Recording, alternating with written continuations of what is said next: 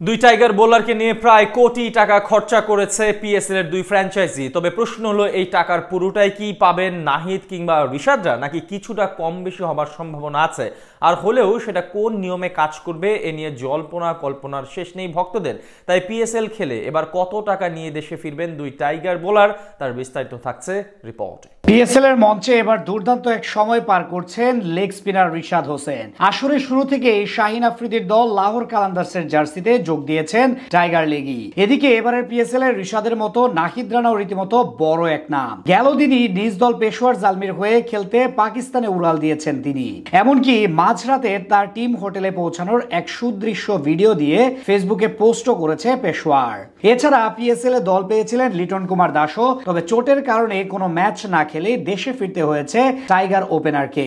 তাই টাইগার ক্রিকেটারদের মধ্যে এই মুহূর্তে পিএসএল এ আছেন কেবল রিশাদ আর নাহিদ রানাই। এদিকে পিএসএল এর চলমান আসরে খেলে কত টাকা নিয়ে দেশে ফিরবেন এই দুই টাইগার ক্রিকেটার, তা নিয়েও আগ্রহের কমতি নেই ভক্ত সমর্থকদের। এর আগে লাহোরে অনুষ্ঠিত জানুয়ারির জমজমাট নিলামের টেবিল থেকে বেশ চড়া মূল্যেই দল পায় টাইগাররা। এবারের ড্রাফটে যদিও নাম ছিল প্রায় 39 বাংলাদেশি ক্রিকেটারের, যাদের মধ্য থেকে কপাল খুলেছিল মাত্র 3 জনের। তবে চলমান এই আসরে সবচেয়ে বেশি দামে দল পেয়েছেন টাইগার পেসার নাহিদ রানা। নিলামের টেবিলে গোল্ডেন ক্যাটাগরি থেকে এই পেসারকে দলে ভেড়ায় পেশোয়ার জালমি। আর নাহিদকে নিতে দলটির গুনতে হয়েছে 50,000 মার্কিন ডলার, যা বাংলাদেশি টাকার হিসেবে দাঁড়াবে প্রায় 60 লাখ টাকার মতো।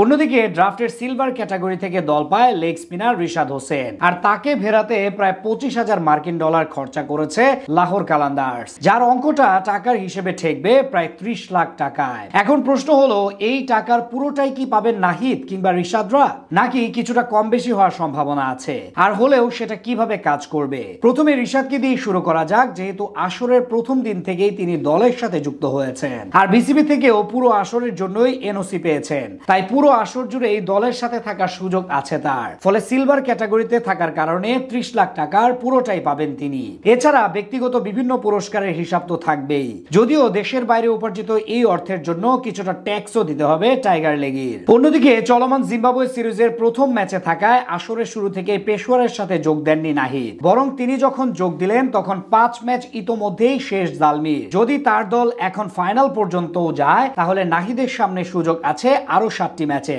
সেক্ষেত্রে 60 লাখ টাকার হিসেবে পরের 7 ম্যাচের জন্য মোট 35 লাখ টাকা পাবেন তিনি। এছাড়া ব্যক্তিগত অর্জন বা ট্যাক্সের হিসেব চুকিয়ে বাদবাকি টাকা নিয়ে দেশে ফিরবেন তিনিও।